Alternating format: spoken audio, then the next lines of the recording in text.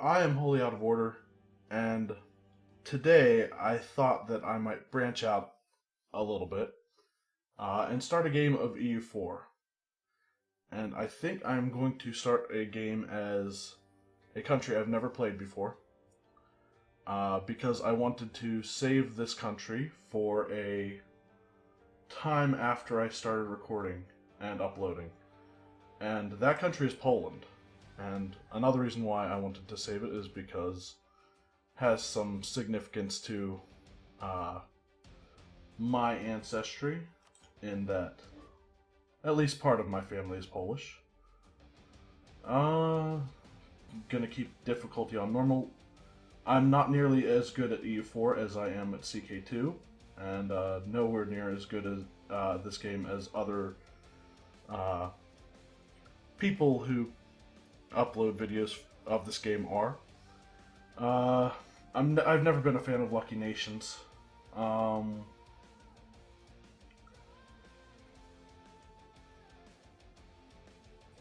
And I think that's all of my preferred options that I like. Sure. Anyway, yeah, Poland. And I'm going to keep regular New World. Good. Alright, let's go. Normal mode.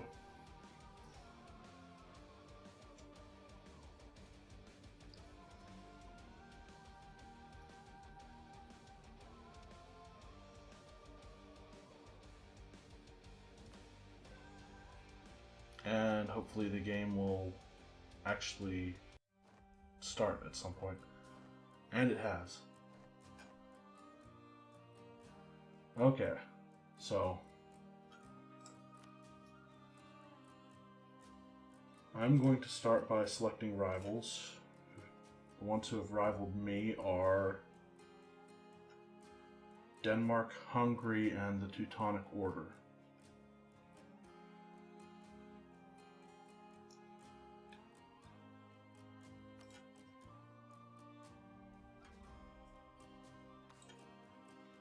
I am willing to rival all of those people. Maybe not Hungary. I say that only because I might want to try to ally Austria, and Hungary usually allies Austria right away. But I think that would exclude them from allying me because Hungary has already rivaled me. So, and I do want to take a lot of the Teutonic Order as well. But as you can tell from the title and possibly the description, the goal of this game, and I don't have goals in this game like I usually do in CK2, but the goal of this game, for the most part, will be to try to be a better Russia than Russia, or try to out-Russian the Russians, I guess. We have some provincial unrest in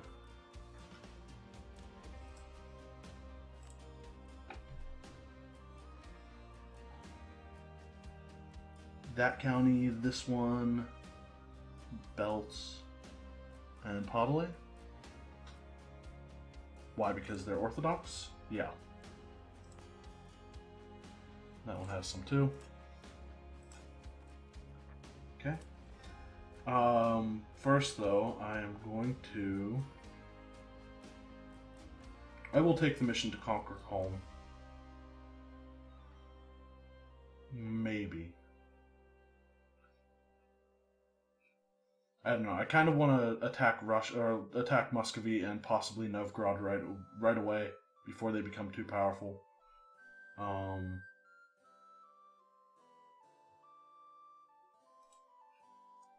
Probably should have checked Novgorod's rivals. Okay, they've rivaled Denmark. Alright, I probably should have checked that before I chose my rivals, though, because I might want to ally with them. Except I do have two... Okay, I only have two diplomatic relations used so far, so I can spare an alliance and possibly a second alliance because I will probably get the personal union over Lithuania. But sure, conquer calm.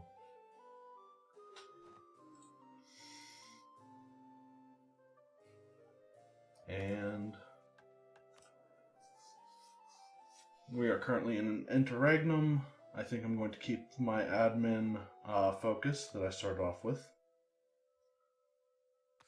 How much money are we making every month? I'll get back to that.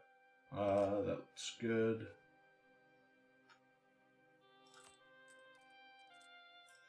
I'm gonna turn root out corruption all the way up, just so that when I end up getting corruption, it's just automatically going to root it out. That may or may not be a good idea, but oh well. I already said I'm not good at this game, as good at this game as I am at others.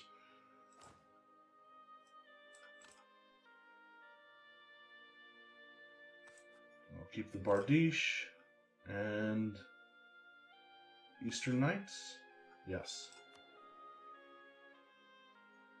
I do eventually want to make Moldavia a regular vassal in a march. And right, I wanted to mothball all forts, stop automatically raising it when I go to war, and lower my army maintenance for now. And also hire some advisors.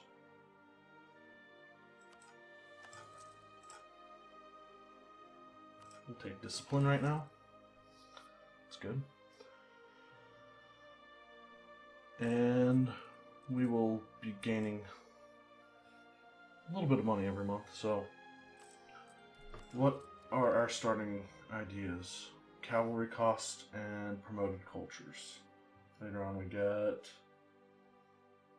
cavalry combat ability and cavalry to infantry ratio. Some discipline, some morale. Okay. And what do I want to do with my diplomats?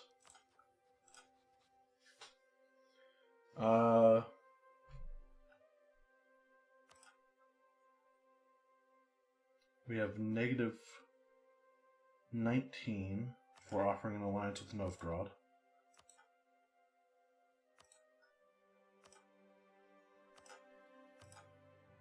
And Muscovy has a ton of vassals.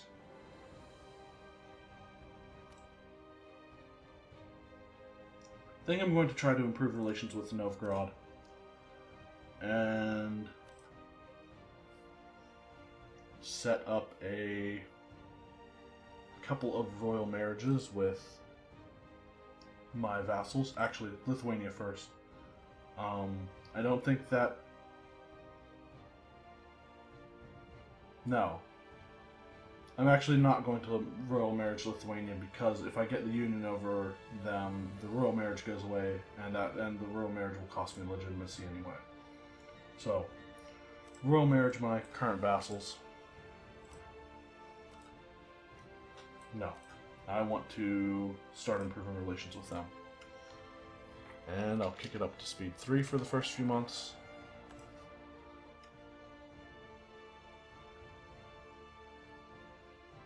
And start embargoing my rivals for some power projection.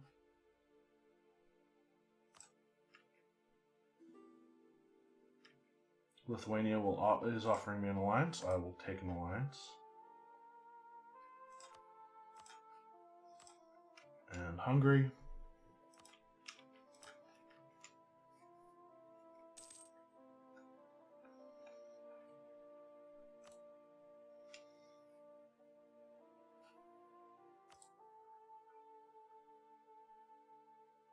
We're at negative 50. Oh, what's our force limit? I should probably build up to that. We have 21 out of 29. How much cavalry and how much infantry? It's a little bit more cav than I usually like to have, but we are Poland, so I guess it doesn't matter as much. Build.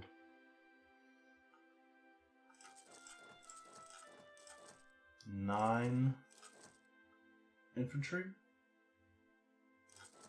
up to 30. Put us one over our force limit.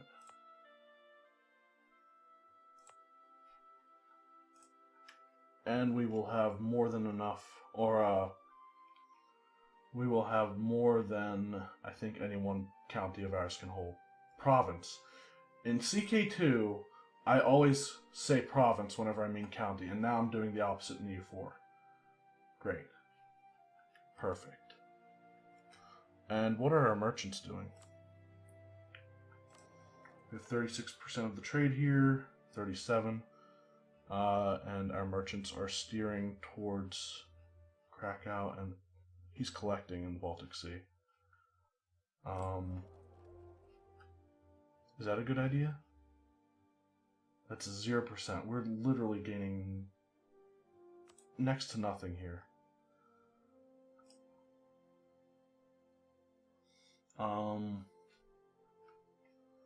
I think I'd be better off transferring trade from Crimea.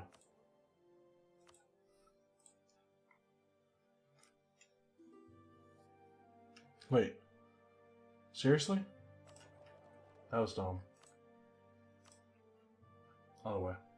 And I'm going to decline the royal marriage offer from Lithuania for reasons I've already... Does that give them a negative opinion of us?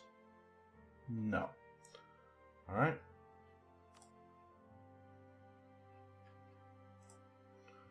Will going up to our force limit and being slightly over it cause us to lose money every month?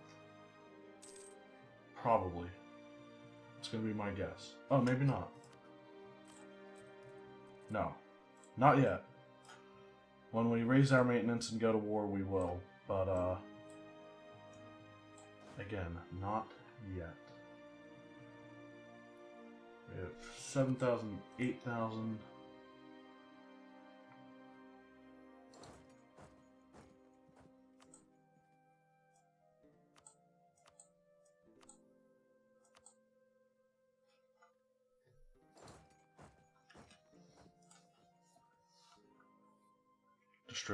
Distribute our armies kind of evenly.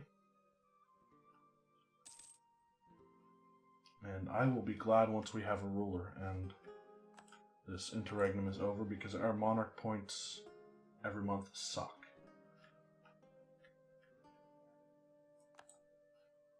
I did embargo all of my rivals, right? Yes, okay.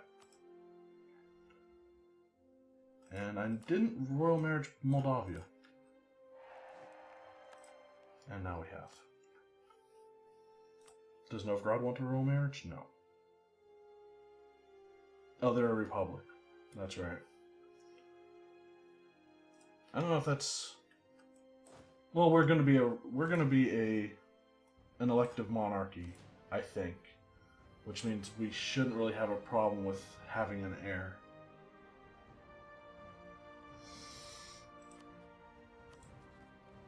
And I need a little bit more to admin power to boost stability.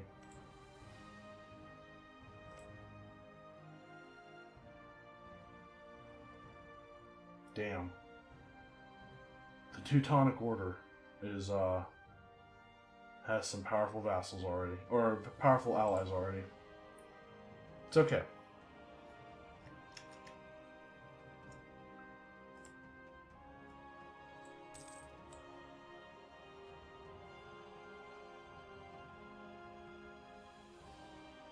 Neutral attitude towards Poland. We have crappy navy because we don't have really any navy strength.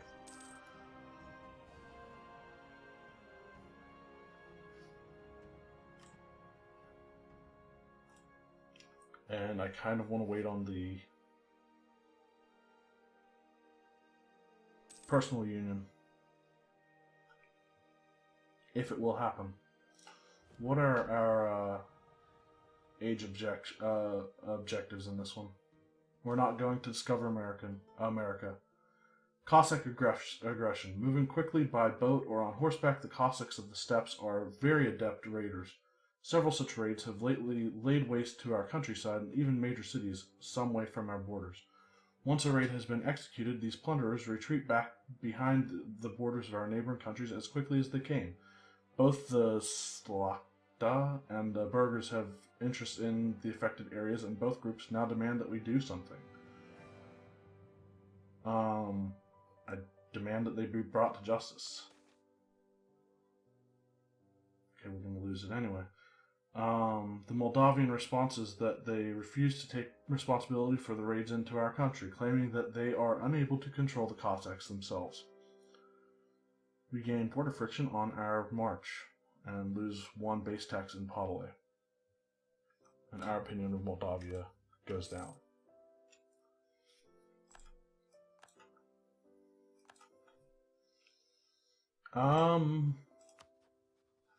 I might as well improve relations with my other vassal for now.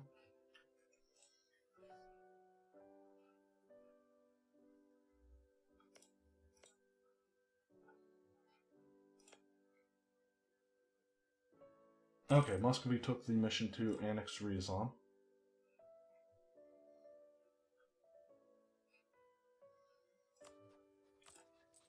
I'm actually going to lower army maintenance even further, so we actually get some significant amount of money every month. And it's kind of crappy boosting our stability due to religious unity. Sure, go for it. The Teutonic Order has fabricated a claim on us.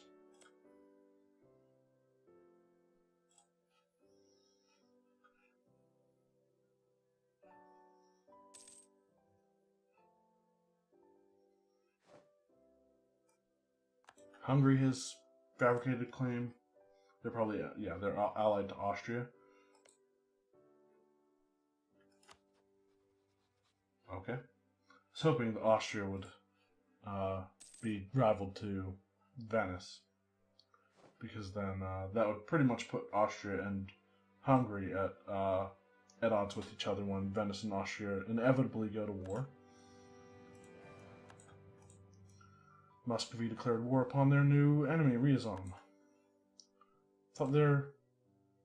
Oh, annex Ryazan, not... I thought that meant, like, diplomatically annex. Albania accepted peace with their former enemies, the Ottomans. Denmark declared war on Novgorod. Muscovy is allied to Denmark. It has a crap ton of vassals.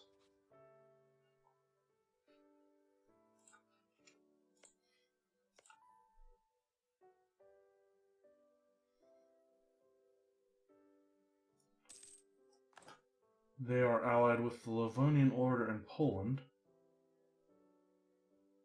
Guaranteeing... Oh, they went to war with Muscovy. Okay. Can the event fire if we are... Okay, I guess it can. The death of the childless king Vladislav III on the battlefield of Varna split the union between Poland and Hungary and left Poland in an interregnum. His brother, Kazimierz, the Grand Duke of Lithuania, was asked by the Polish nobility to assume the throne, but found their conditions unacceptable. In 1447, after 3 years of negotiations, Kazimierz was finally crowned King of Poland on his own terms and ruled both kingdoms as a union. We need a Jagiellon, make Lithuania a junior partner, elective monarchy in Poland happens, or we can appoint a local noble instead. Lithuania will hate us, but that's actually a really good ruler. But no, I think this far outweighs the personal union with Lithuania. Far outweighs the 554. Hope for a good one though. Elective monarchy in Poland. On the death of the last PS monarch in 1370, Polish nobles began drawing on ancient claims and historical precedent to assert their independence from the monarchy. At first, only a small part of the Slakta, or noble class, would assert its privilege to choose the next king, or in 1384 and 1523, queen, since they backed Jadwiga's and Anna's claims. But eventually, the right to elect the ruler of Poland was extended to Polish nobles. Keep in mind that in Poland, nobility was inherited by all children of an entitled person, so at its peak, 500,000 Poles could claim a voice in the election, by far the widest possible franchise in Renaissance Europe, and possibly the largest democratic system until American and French republics. True royal elections began in 1573 at the election of Henry of Valois, since foreign princes were always claiming the Polish throne anyway. Why not have the nobles choose among them? During the Commonwealth period, the kings of Poland and Grand Prince of Lithuania were elected by noble gatherings at a field in Wola, just outside Warsaw.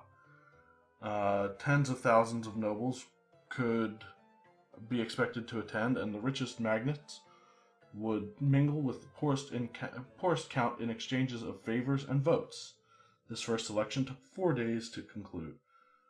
Future ones would be smaller and over in a day or two, and these events would be full of parties, fairs, and armed men. While the election was going on, royal power would be vested in an interrex, a temporary regent, usually the primate of Warsaw, who would oversee the voting. We'll trust the same. Government changes to elective monarchy, national unrest -1, and come from vassals. That's kind of good. Monthly autonomy change, bonus diplomats, number of states. Okay. We have formed a personal union with Lithuania. Elective monarchy in Poland happened, and Lithuania is out of the war. If we declare a war on Muscovy, does Lithuania's stability go down? I'm not sure, honestly. They're allied with Denmark, Livonian Order, and Brandenburg.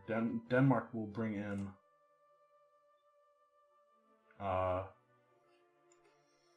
its junior partners, which is scary, to say the least.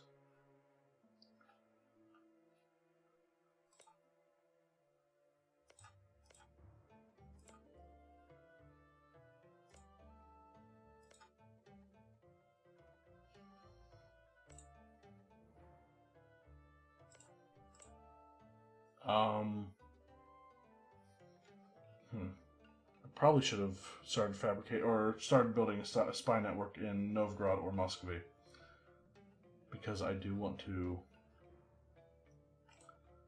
attack them.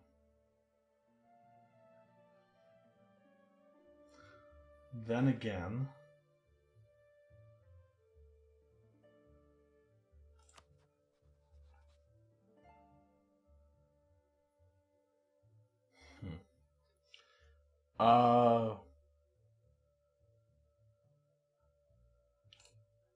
I'm going to recall the diplomat from Mazovia.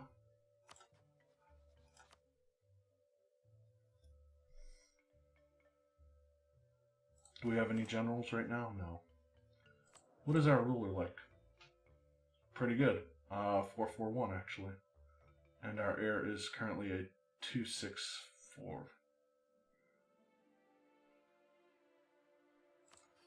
But that'll probably change. But,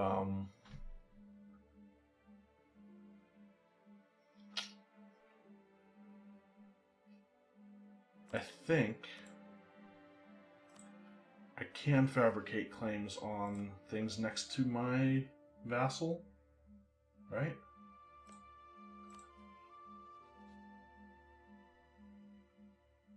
There's no possible neighboring province. No, I can't. Alright, so, Denmark's already in a war. So, hopefully, I'm thinking the Teutonic Order is the best valid,